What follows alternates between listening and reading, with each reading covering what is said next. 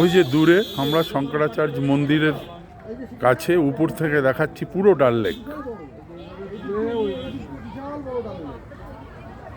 এটা 19 কিলোমিটার লম্বা।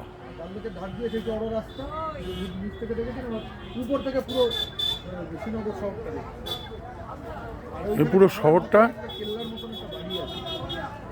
এই শ্রীনগর শহরটা পুরো।